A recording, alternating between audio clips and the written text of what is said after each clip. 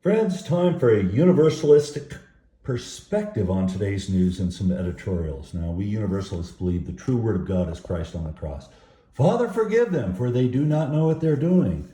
We human beings have a lot of contradictions, paradoxes, including the man leading our country, Mr. Trump, who goes all in for crypto after his, I love this, $ Trump epiphany. Yeah, this is a guy who's selling these Bibles, but I think most of the New Testament talks about being with the downtrodden, the homeless, the imprisoned, those kind of folks, not necessarily just hanging out with the wealthy and trying to make them wealthier. But hey, what do I know? It's now time to debate daylight saving time. All right, now let's go to some essays and editorials. Watching Trump from Ukraine. Zelensky on the U.S. president. The problem is, above all, that I don't know why he is doing this. Doesn't he understand that Putin is unreliable? So this comedian turned president of Ukraine, I think, is a very wise man. Why is Trump doing this? I don't know. Pennsylvania did Doge before Elon Musk made it cool. We learned the hard way that a little redundancy in procurements isn't necessarily a bad thing. Good point.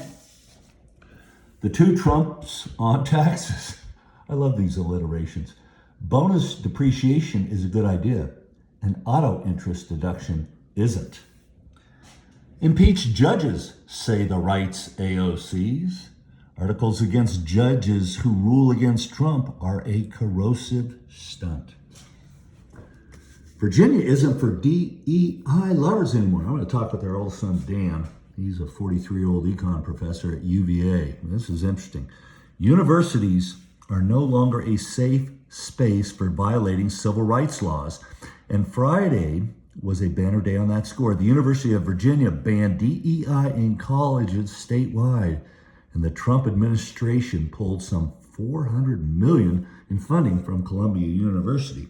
Well, that was my first choice for med school back in 1978, but I didn't get in there. I got my second choice, University of Colorado. All right, we move on. Snap out of it, Democrats, says Peggy Noonan. Almost all refused to show normal warmth or engagement. This was Trump's talk to Congress.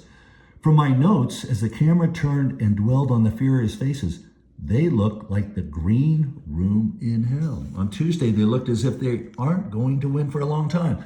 That's dangerous for America. Peggy Noonan notes, if Democrats don't wise up and sober up, Mr. Trump and the Republicans will know there's no major party to slow them, temper them, stop them. This wouldn't be good.